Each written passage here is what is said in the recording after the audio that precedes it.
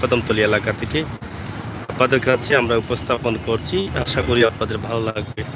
আজকের সিলেটের তৃতীয় দিন লকডাউনের অবস্থা এবং পরিস্থিতি আমরা ভালোভাবে জানতে পারি রিক্সা চালক যারা আছেন তাদের কাছ থেকে, কারণ তারা সিলেট শহরটি ঘুরে ঘুরে দেখেন এবং তাদের কাছে একটি হিসাব থাকে যাত্রীদের।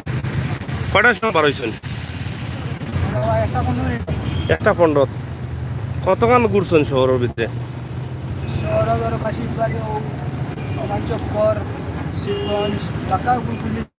কিতা অবস্থা দেখুন, মানে যাত্রী কেমন বা গাড়িগুলা কেমন?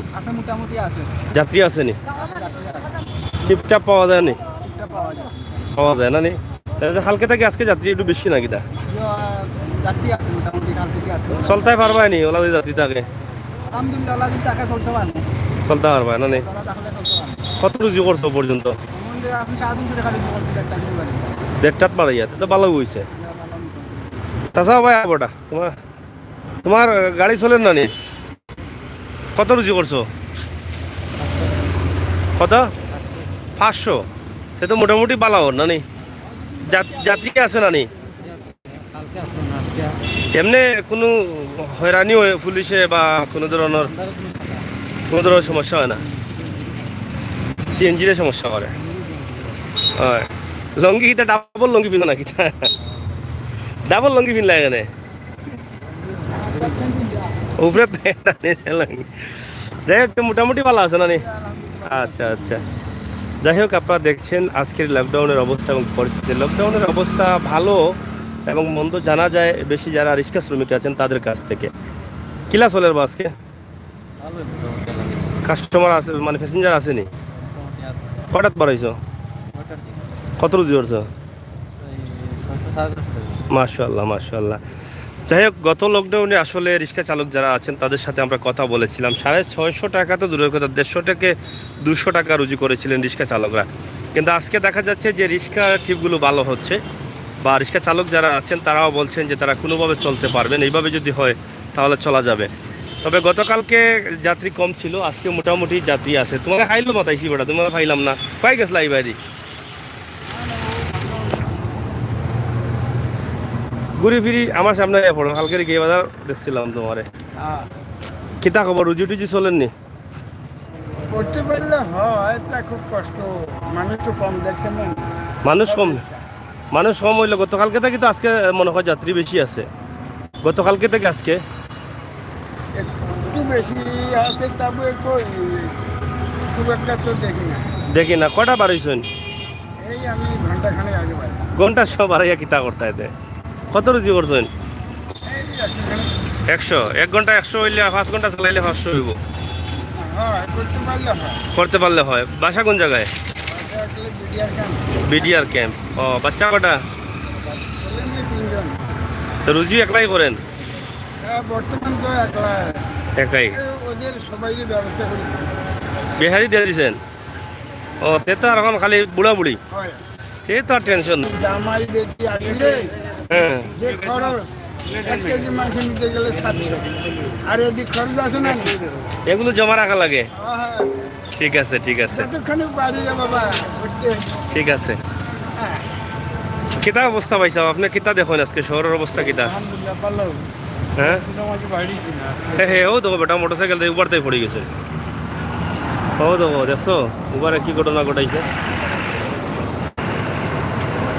ও তো নিচে পড়ছেন, দেখছো নি?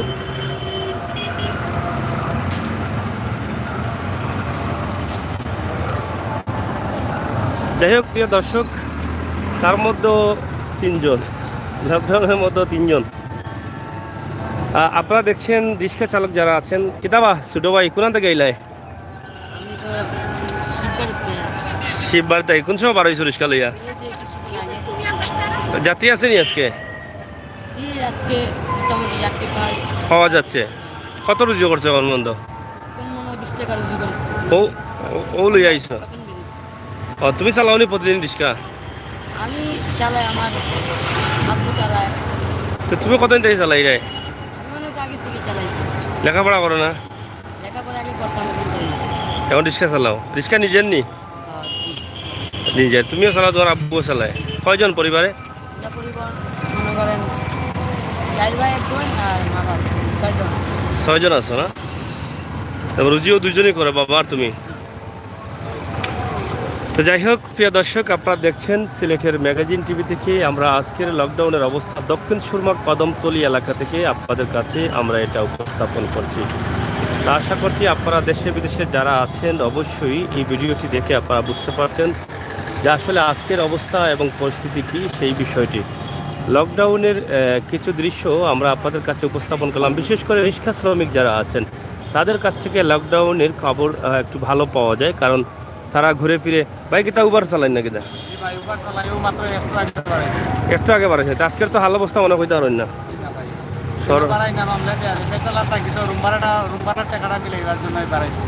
ব্যাচেলার তা করেননি টাকা নেই বুঝছেন, এই রুম ভাড়া টাকার জন্য আজকে বাড়াইছে, কিন্তু পুলিশ আমার কাগজগুলো সব কিছু আছে, কিন্তু তারপরে লকডাউনের মামলাটা দেওয়া দেয়। আমরা রুজু করি 300-400 টাকা, জমির মামলা দেওয়া দেয় 4,000 টাকা, 3,000 টাকা। এখন আমরা কই থেকে দেবো? রুম ভাড়া 3,000 3,500 টাকা আমি লিখতে পারতেছি। যখন যাত্রী লইয়া ইবা গেলে যদি মামলা দিলে এনে তো তারা চেকপোস্ট আছে, যাবো না, এদিকে যাবো, মানে যেদিকে চেকপোস্ট নাই ওদিকে।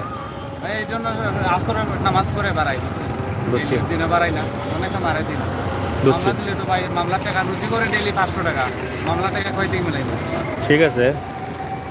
তো যাই হোক, অনেক মানুষ আছেন যারা ব্যাচেলার থাকছেন, বিভিন্ন জব করছেন, চাকরি করছেন বা লেখাপড়া করছেন, তারাও কিন্তু অনেক হতাশায় আছেন এই লকডাউনকে নিয়ে।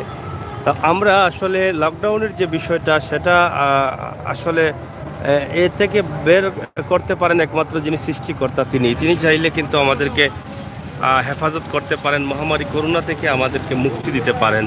প্রিয় দর্শক, অনেক মানুষ পেটের দায়ে নিজের ঘর বাড়ার জন্য, নিজে বেঁচে থাকার জন্য অনেকেই অনেকভাবে বের হয়েছেন। তো আমরা আপনাদেরকে আজকে দেখালাম সিলেটের ম্যাগাজিন টিভি থেকে দক্ষিণ সুরমা এলাকার অবস্থা এবং পরিস্থিতি। এটা দেখে আপনারা বুঝতে পারছেন আজকের লকডাউন কীভাবে চলছে, এবং রিক্সা শ্রমিক যারা আছেন বা উবার যারা চালাচ্ছেন তাদের সাথেও আমরা কথা বললাম, আপনারা শুনেছেন। ভিডিওটি শেয়ার করে সবাইকে দেখার সুযোগ করে দিবেন। এক নজরে সিলেটের দক্ষিণ শ্রমিকদের বক্তব্য এবং দক্ষিণ সুরমার অবস্থা এবং পরিস্থিতি আমরা এই মুহূর্তে আপনাদের কাছে উপস্থাপন করলাম। সবাই ভালো থাকুন, ভালো রাখুন, সুস্থ থাকুন, সুস্থ রাখুন, নিরাপদ থাকুন, নিরাপদ রাখুন, সরকারের নির্দেশ মানুন এবং দেশ এবং জাতিকে বাঁচাতে আপনার ভূমিকা অবশ্যই অব্যাহত রাখবেন। এতক্ষণ কথা বলছিলাম আমি আমির হোসেন সাগর, আবারও কথা হবে।